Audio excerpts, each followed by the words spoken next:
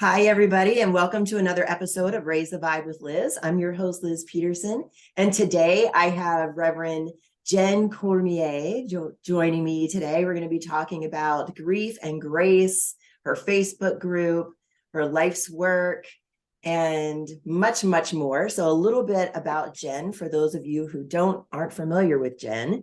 Jenn specializes in helping people of all spiritual backgrounds and belief systems to transform grief and loss into joy. With over 20 years of experience in the healing arts, she gently guides her clients to heal and find purpose and clarity in their lives. If you're feeling anxious, fearful, or weighed down by loss, Jenn wants you to know that there is hope.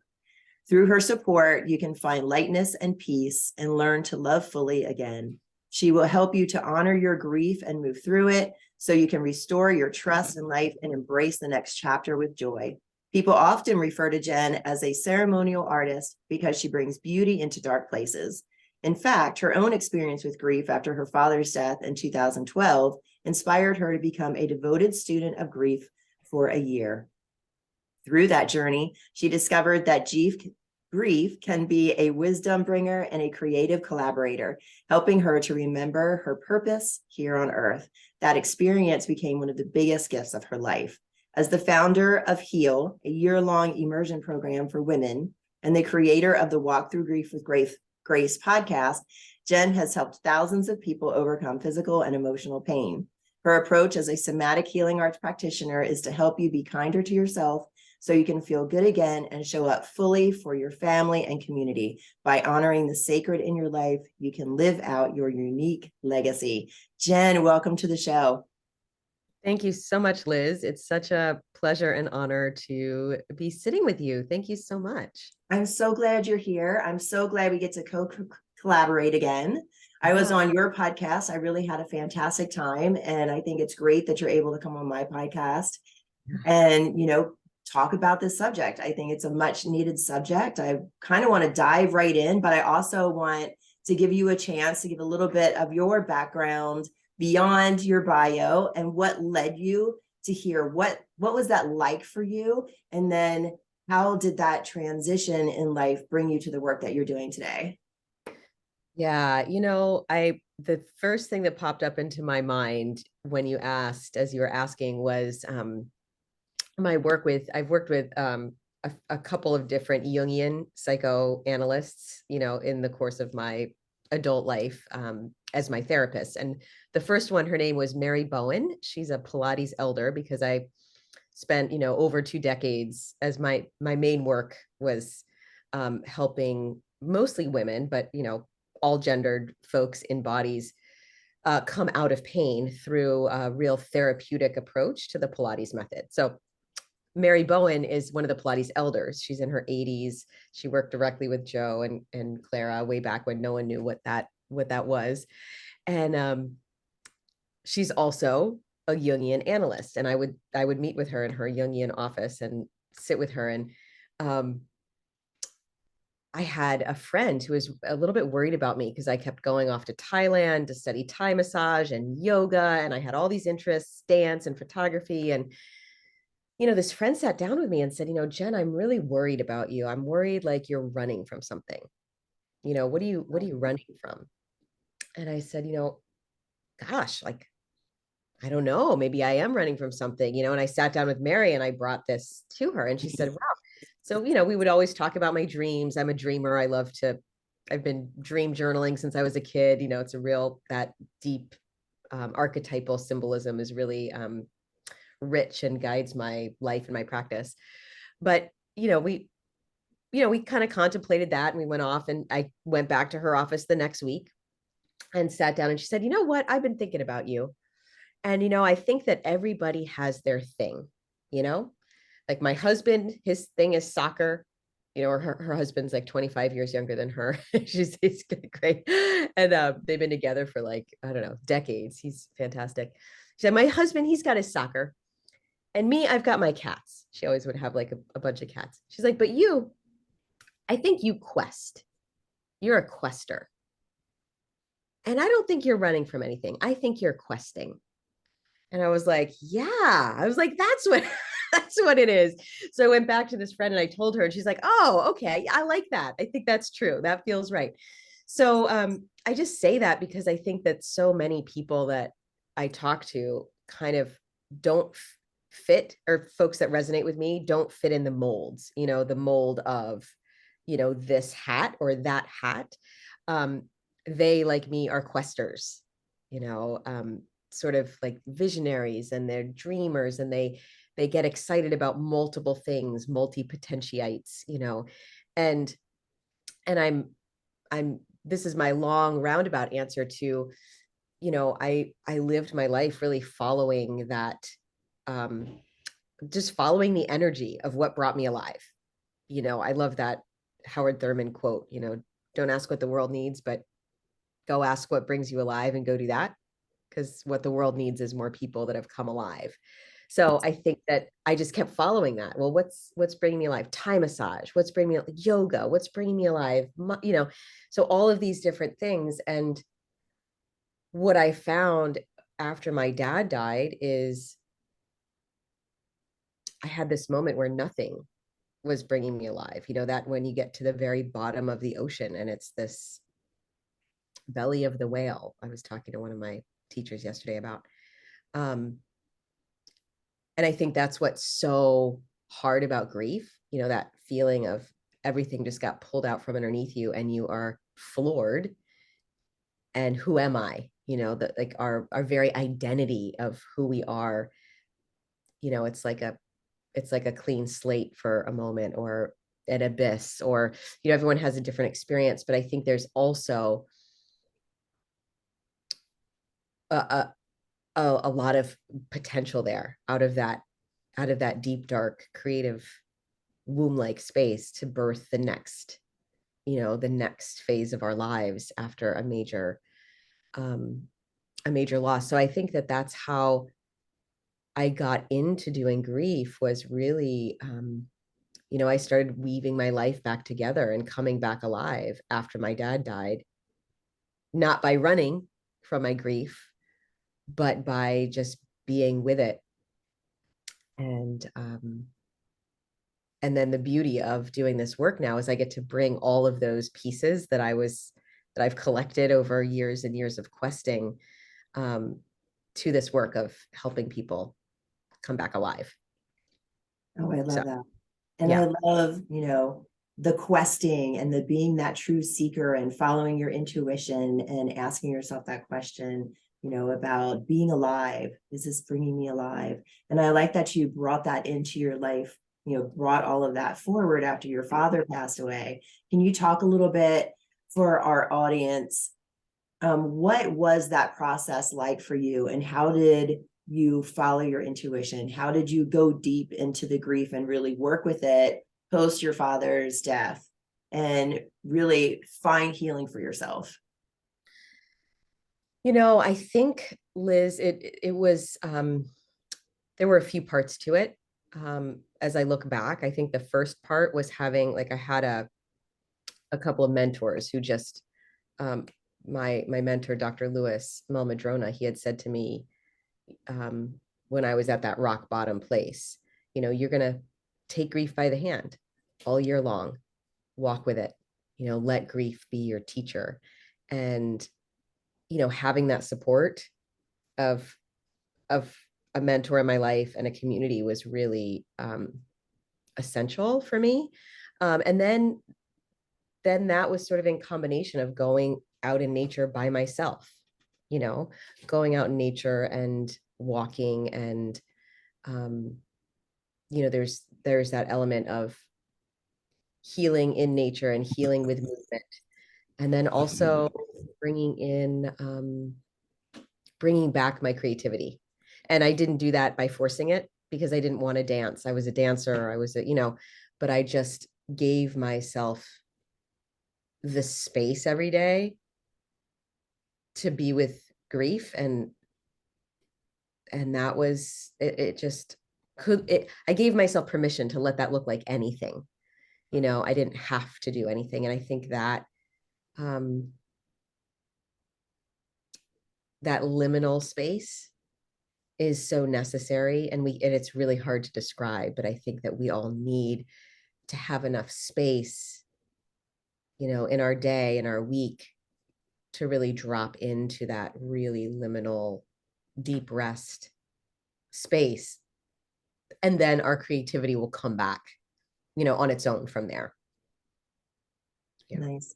I like that. Yeah, when I was really deep in my grief, being able to go into that space and really sit with it and really follow, what flowed in that day and kind of be in the moment was really pivotal for me. And I was so grateful, to have that space and time to myself and to process. I think that was really important for me. And it really lined up for me to be that way. It was really, a gift to me. What would you say to someone that's experiencing grief right now?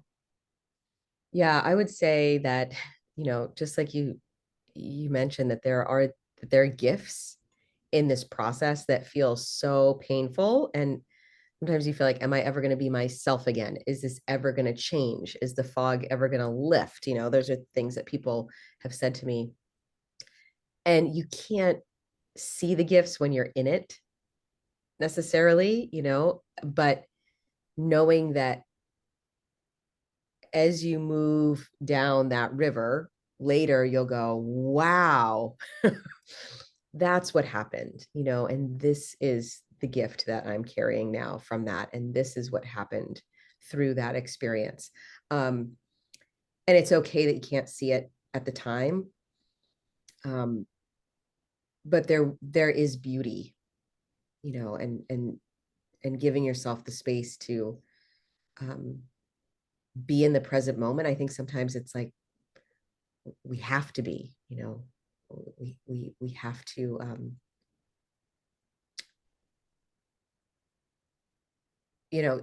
we can't even take things day by day, right? And if you're like, I can't even get through the day, it's like just moment by moment, moment by moment.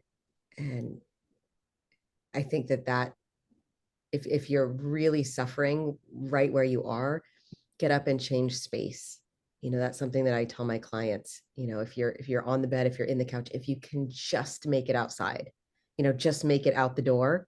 Even if you can't go for a walk, people are saying, oh, go exercise, go for a walk, go, and when you're in that first season, it's just so insurmountable just to get out the door. But see if you can just make it to the porch, or just walk to the mailbox and back. And that can be the little micro moment of hope that you need to help you through that hour. I love that, Jen, because remembering back, it really was kind of getting out of my own way every now and then, and not doing anything big, because our energy system, when we're experiencing a deep loss, doesn't really have the energy in order to do anything large at all. It has to be small and incremental in the moment. Now, if it's, a different kind of loss, maybe we can do a little bit more, depending on, the severity of the loss or what the loss was. But there definitely is that kind of cradling ourselves and kind of being gentle with ourselves and, moving slowly. And like you said, move from the couch, maybe to the porch, just getting a change of scenery, or, taking a hot bath or walking to the mailbox to get your mail, doing something for yourself, just kind of stepping out of that moment in time, can be helpful for that forward momentum for yourself. What were some of the gifts that you pulled from your experience? Well, grief taught me, I had no idea what I was doing, just kind of being with grief every day. I was like, I don't know. I don't know what this is. I don't know what I'm doing, but I'm going to set a timer and I'm going to, I just actually watched, on Apple TV, there's a show called Shrinking. I don't know if you've seen it. Harrison Ford. But it's about three psychotherapists and it's hilarious. And in that, one of the psychotherapists recommends to someone, 15 minutes of listening to music and grieving hard. And I cracked up, because that's what I did as a yoga practitioner. I was like, okay, I'm used to doing 11 minutes of something, chanting or asana practice or pranayama breathing, I'd set a timer for 30 minutes, 15 minutes. I was like, well, I can handle 15 minutes. I think that's about it. And I didn't know what I was doing. I didn't know what the gifts were. But as I showed up every day and I said, okay, grief, what do you got today? Um, there would be these glimmers. I remember I started, some days I would just walk in circles for 15 minutes, and it was not logical. I would play music, I would light a candle, and it ended up becoming this ritual that just every day, like, oh, lighting a candle feels good. I'll just do that every day. Okay, I'll walk in a circle with this walking stick. That felt right. I'll do, and it just built into this ritual. But I remember, and then I started moving and I started dancing. And it wasn't because I told myself I should or I needed to, but I just started moving and breathing in that 15 minutes.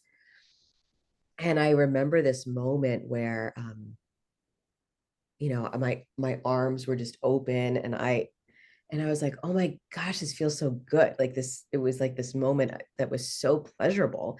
And then I felt this guilt, like, oh no, but I'm in the middle of my grieving practice. I'm supposed to be grieving. Like that's not what I'm supposed to be feeling. And then I thought, oh, well, maybe grief is teaching me something. Maybe I can also feel this pleasure while I'm also grieving. And that the gift for me was understanding that I could be in a grieving process, and that was also a healing journey, that those two things were the same. And I could feel sad and angry and empty and depressed and pleasure and gratitude, and all of these different emotions would come through, and I was like, oh, all of this is the grieving process. you know, all of it is okay. And I think that there was a real gift of acceptance um, in that year, in that process, and softening and welcoming, okay, this is what is. And I'm not going to fight it because at the very beginning, Lewis offered the invitation, to see it as a teacher. So it wasn't something to battle or something to get over, so that attitude of welcoming all of the things was a real gift, and something that's yeah, I'm still being taught 11 years later. Wow. Yeah. That's really beautiful, that you were able to meet yourself where you were and to be able to take that time that you already had in your practice and kind of transform that into something that served you in the moment. That was really beautiful. That's a beautiful gift. Thanks for sharing that. Yeah, because I think sometimes if you do any parts work, whether it's IFS or other parts work, we have all these internal pieces, right? The internal voices of, the who's trying to manage us, and so we have all these bits. And I think sometimes we're like, oh, well, I should do my yoga practice because that's what's the right thing, right? Or that's the acceptable thing, but sometimes, the thing that we laid out for ourselves is not the most appropriate thing for what we're going through in the moment. So it's good to be flexible with ourselves. And it's not the easiest thing for all of us to be gentle, but it's something to practice. How gentle can we be with ourselves and go, you know let's try it this way. Let's not beat ourselves up for this. And that's a lifelong journey for many of us, to not beat ourselves up. Right. A friend of mine said to me once, not too long ago, it doesn't have to be that hard. Mm-hmm. And I think that echoes what your mentor said when he said, it's not a battle or something to get over, just be gentle with yourself. How do you work with your clients and allow them or teach them to hold this space for themselves? So it's a process, and it's slow. And I think that can be frustrating sometimes because we live in a culture where we want things fixed now. You know, we want the magic pill, we want the magic thing, you know, um, and really it takes time. So I the way that I work with my clients, I work with them in seasons. So, you know, and the seasons are about 3 months long, right? And they're 4 seasons over the course of the year because um, healing is something that is a process, right? And sometimes we have these moments, right, where someone says just the right thing at just the right moment, right? Or you read just the right quote at just the right time, and you know, we have an opening, or there's an insight, or there's, and we need those can happen right in an instant. Um, and I think that healing really is an unfolding, and a lot of it is, it's not you know, like we think about the educational system, right? You're gathering more knowledge, you read more books, you get more, and really, you know, the healing and this, the soul work of it is really the opposite. It's about letting things go. You know, we don't have to acquire more. um and even though I do have some processes and we do have some guidebooks, it's like, this isn't about reading more books or learning more things. Sometimes, yeah, we need some tools, like here's a breath practice, here's a mudra, here's a, you know, here's a way to handle that challenging situation. But really we need containers where we have spaciousness, where we're supported, where we can let things go. And that's how we get lighter, right? So it's creating the space to breathe and dance and move and share and, you know, do the things that we need to do to let that layer go. um, because we've been carrying around a lot of, you know, heavy rocks sometimes. Mm-hmm.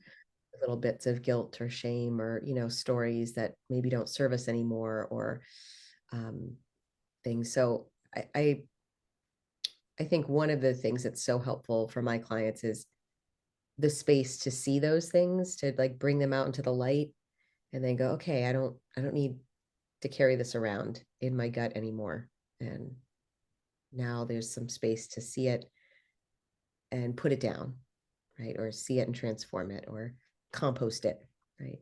So. Oh, I love that, compost it. It really is a somatic experience to get all of that out of the body, because we don't want to store it in the body, right? And starting to move really gets that energy going. We want that energy movement in our bodies so those blocks can move out of our bodies. And then as those blocks move out of our bodies, then the emotion can well up and we can shed another layer of our grief, sadness, or whatever it is that block is, whatever that trauma was, you know, in the past that we're still holding on to, be able to release that from the body. Are there regular practices that you work with your clients to, that they can use into their, or bring into their life and use to be able to process this? Absolutely. There are some, you know, we do a lot of work with sound. So breath and sound and movement. There's, I advocate strongly for doing some shaking on a regular basis. So that's something that's part of my practice. Um, you know, never estimate the power of a walk outside. You know, that's the first couple seasons after my dad died. That was all I could do. You know, just I would walk in circles. And um, but I think it doesn't have to be huge. You know, sometimes we think we've got to go 0 to 60, right? I'm not moving at all. I'm here on the couch. Now I've got to join the gym, right? And we think, you know, that's, there's that part of us that like, we've got to change. Like, let me sign up for a race or something.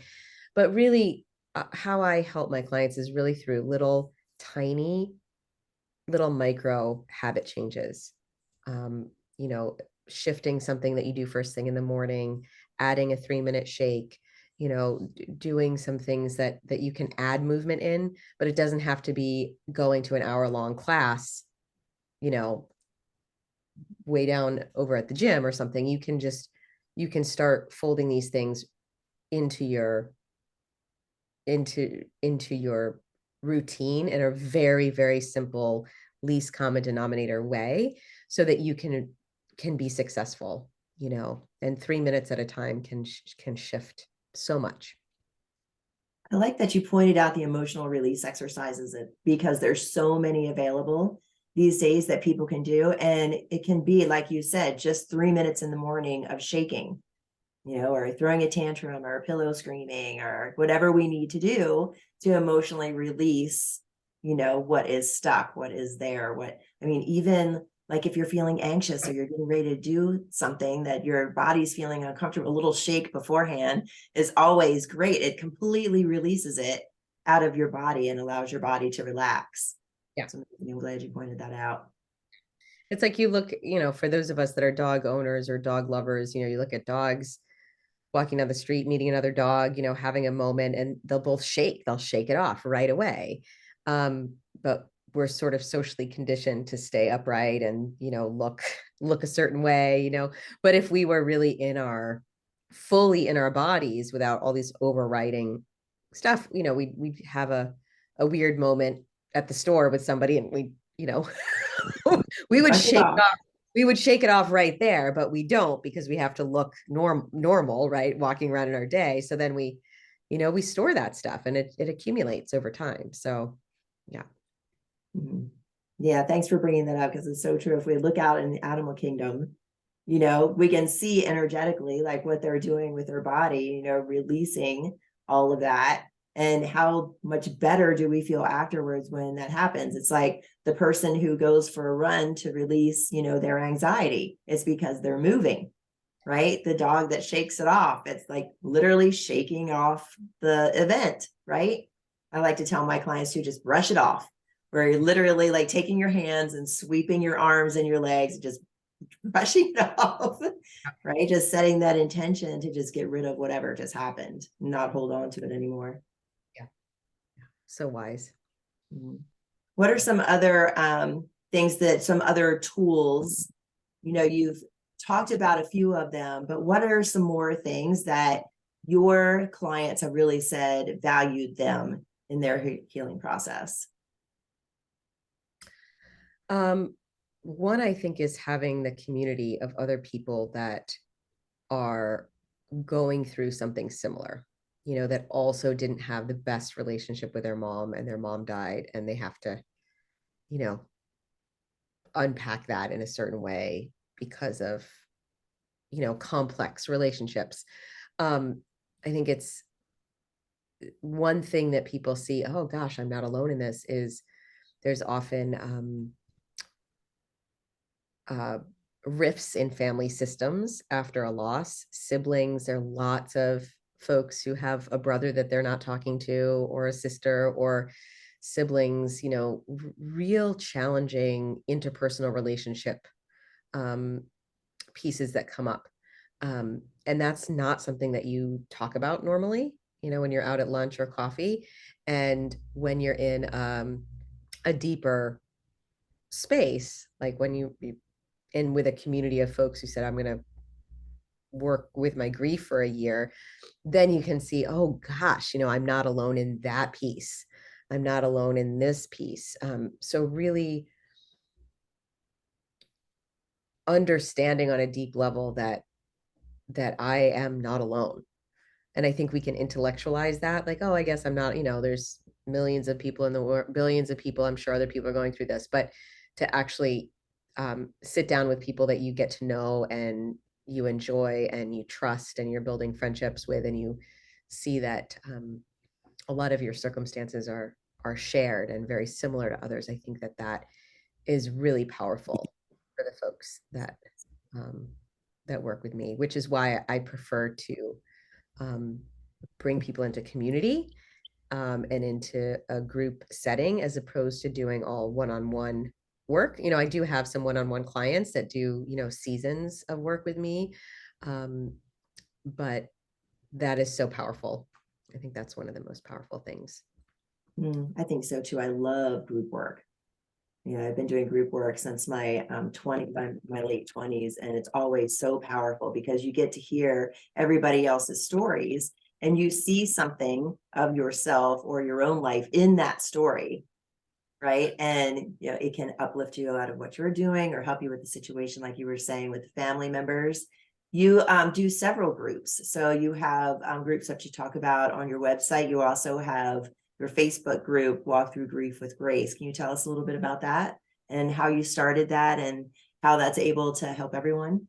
Sure. So the name of the podcast is Walk Through Grief with Grace. And then for folks that are on social media, and if you are on Facebook, there's a private community group called Grief and Grace. Um, and that group is a space right now. We're having a summer reading group. So we just read the Orphaned Adult by Alexander Levy, and we'll be reading The Grieving Brain in July. So we've got some ways that we can learn together and share. We've got a book discussion group every month over the summer. And then um, I offer seasonal free trainings for folks, 3 keys to heal after loss, and that might be loss of a parent or a spouse or a child. So there are different events that I'll offer for free for the community there, and it's also an opportunity for folks to connect, with other people who have gone through all kinds of variety of losses. So that's the Grief and Grace Facebook group. So, anyone listening is welcome to join that on Facebook. And then I have, so that's all of my free offerings to the community. And then I do have, my year-long program. That's a group program, the Heal Immersion program. And that's something that folks could choose to do if they want to do some deeper work, or I've got a couple spots for private work. And then yeah, so and then I'm starting now because it feels really right. People have been asking, like, to do everything has been online so far, Liz, because of over the last 3 years because of COVID. But folks are really wanting to be back, in person. I know I've been so enjoying the in-person connections that I've had recently. So I'm offering since COVID, my first in-person retreat in Teotihuacan, Mexico. So that's another group. It's called Reclaiming Joy. So that's something that if people are feeling called to go out of their sort of normal everyday environment and connect with other people, that's another group that's going on. So that's a full answer of the different layers of community of creating. Yeah. Nice, and a fantastic area.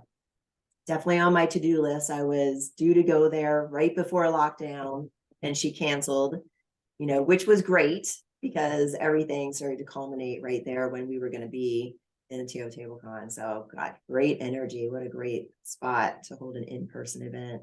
That's going to be fantastic, Jen. Yeah. Yeah. I'm really Nice. looking forward to it. It's good too. We were talking before, and you were talking about your podcast, and I love all of the different topics on your podcast. And I like how you said, you don't have to have had lost somebody to listen to it, because there are gifts for you, in the podcast, in the discussions that could help you in your life, either now or looking forward, when you inevitably, have a loss in your life. Can you talk a little bit about that and how you brought that forth and what that's done for you and your clients?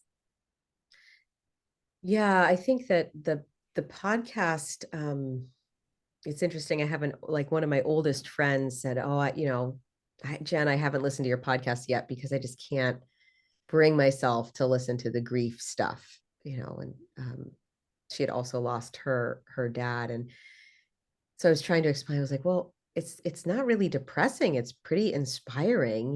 This podcast is it's really about living, truly, because we have a loss, and how do we keep living, really, is the question." Uh, so so I think there's a lot there.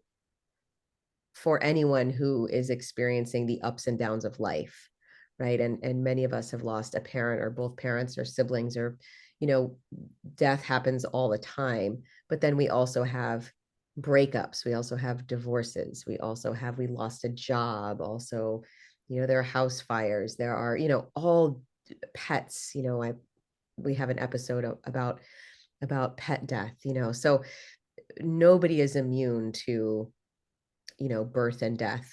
You know, it's happening all the time. And it is really beautiful to listen to the wisdom that comes through, you know, guests like yourself. Your podcast just came out, and there's something in there for everybody. There's something in there for everybody. And there's also every 7th episode, there's a practice or a meditation. So we have one that's a laughter meditation, a meditation for anger. Episode 7 is to sense the support of the 7 generations of ancestors. So there's a deep relaxation. So if you can't sleep, you know, and you need to relax. So I think that there's a variety of insight and offerings on there, folks. Yeah. I like that you brought up what your friend said too, because so often that is our culture, to move past the grief, get over it, move on. We don't want to dip into it. We don't want to feel it. And that really stunts our healing process. Yeah, it does. And what, you know, the longer that I've been really focusing on grief as my work, Liz, I'm just recognizing that so many things that ail us are woven with unfelt,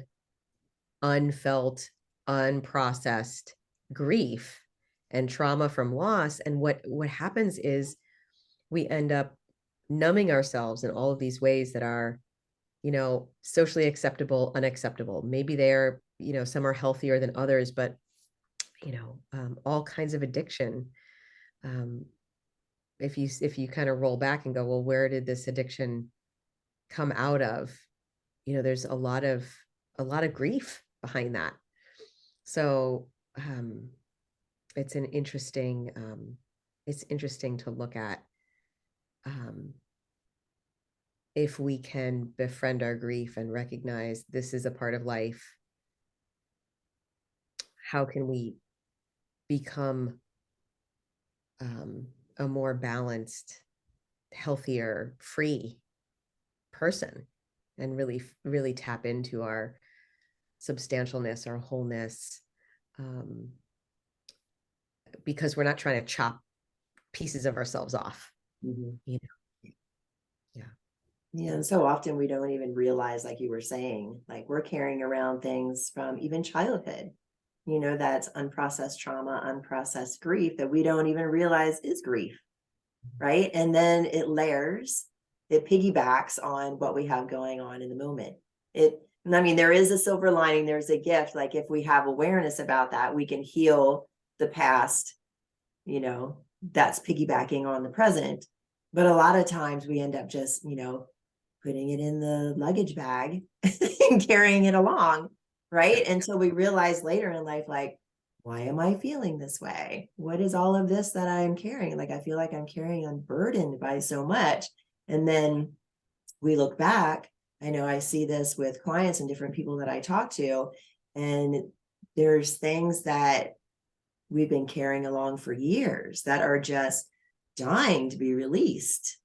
Like a better term, they're up to be released. They want to be let go. The body really doesn't want to hold on to everything. You know, we don't have to be this perfect person looking perfect all the time. We're allowed to cry. We're allowed to grieve. We're allowed to talk about it. Yeah. We're not alone. I mean, if more people, you know, had the conversation and did the work, you know, more people would realize, you know, they're not alone in their process. They can move forward. And it's like programs with yours, Jen, where people can come together and do the work together and realize that, you know, they're not alone, that and other people are having these experiences too. Right. Absolutely. Absolutely. Yeah. You Yeah. had also mentioned before about our ancestral lines. And I want to bring that forward too, because you talk about this on your website, how you honor how do we honor our ancestors and what's been lost, but also honor ourselves at the same time. Mm-hmm. Yeah. We have, we all come from different lineages, right? We have um, our both parents, and we can have really challenging relationships, right, with parents and grandparents and great grandparents. And sometimes when folks get into, I think it's a big I don't want to say fad, but it's an interest of people now, really, to look at their ancestry, right? There's ancestry.com, and there's all these DNA testing that people are really curious about and interested in. And I think that that's just sort of skimming the surface. I think it's a beautiful exploration, right, of family line and lineage. And there's also such potential for healing around what has come before us. And when we heal, we can do it in a really specific way. We can, there are different practices around the world that folks, to honor ancestors, right? You can have an ancestor altar, they're you can put out an ancestor plate and give your ancestors food and coffee, and there's there are ancestor honoring. I loved when I was in Thailand, there are these little ancestor houses that are almost like little bird houses at the front of almost every house. There'd be little Dunkin' Donuts coffee cups, in front of all of them. So different cultures and traditions have different ways to honor ancestors. I guess the piece that I can just say about this is that time is not as linear as we think it is. Time is cyclical, and we have a capacity when we do our own healing. If we know our parents have had a really challenging life, our grandparents, right, or our great grandparents, when we heal, we can healing can ripple out in all directions for those who came before us and those who come after us. And I think that's just a powerful possibility to say that. I love that. So how can people work with you and find out more information about you, Jenn? Yeah, so my website is Walk Through Grief with Grace, just like the podcast. So they can check out the podcast at Walk Through Grief with Grace on Apple or Spotify. The website hopefully might be updated with events and things like that. And then also, if they want to connect via the Facebook group, if you are on Facebook, you can join the Grief and Grace private Facebook group, and I'll be offering some free events, probably a couple of them in the month of September. So yeah, I would be so happy to connect with anyone who is listening, who'd like to have some community around them, whether you've had a recent really challenging loss or not, or if you're just interested in really embracing the process of grief as a lifelong healing practice. I'd love to connect with you. Yeah. Nice. I like that, because it's not just a one and done thing, right? It can be a lifelong process of, healing that grief, that stored grief that we don't know we're carrying around. I think that's beautiful, because different times in our lives, these things come up to be shed, one layer at a time. We're not given everything at once. It'd be too overwhelming, right? So it's a process throughout our entire lives. Thanks for offering that. I also like to ask my guests, what is a jewel of wisdom that you would like to leave our listeners with today? A jewel of wisdom. I think what I would say is when you get into a place where it feels insurmountable, see if you can receive some support that you might have been pushing away. So I think that I know it's been true for me, and I see it with a lot of my clients, is we've been trained to push away what is there to support us. And the wisdom that came through recently for me is you have everything you need. So just like in nature, there's poison ivy, there's also an antidote, right? If there's something that's hurt us, there's something there that can heal us right in the vicinity. And we have everything we need to be supported and to heal, but it's simply a matter of being present to what is there for us, and also to opening our hands and opening ourselves to those things and saying yes to support. So, if you are listening to this and you have gone through a big loss, for example, if somebody said, can I bring over some groceries? I've got some soup I want to drop off. Can I hold that door for you? Can I, the simplest things, just check in with yourself. And before you automatically say, no, no, no, no, I'm fine, right? Or I've got it, say, wow, thank you. Yes, absolutely. I'll accept that help. And, if we can train ourselves to open and accept support in those little ways, you know, some stranger at the grocery store asking if they can grab that bag for us, right? Absolutely. Go ahead. I would love that. Thank you. I appreciate that. Then we can open up to deeper support that we might need to heal from grief. I love that. Thank you for sharing that, Jen. That's really important. That's beautiful. And thank you everyone for joining us today. This is Liz Peterson, and you're listening to Raise the Vibe with Liz. Be sure to go online and look for Jen on social media and her website. I'll have all of the links in my show notes, and you can find me on Instagram, Facebook, and my website at raisethevibewithliz.com. Thanks everybody, and have a great day. Remember to get out there and raise the vibe. Bye, Jen. Bye, everybody. Thank you, Liz.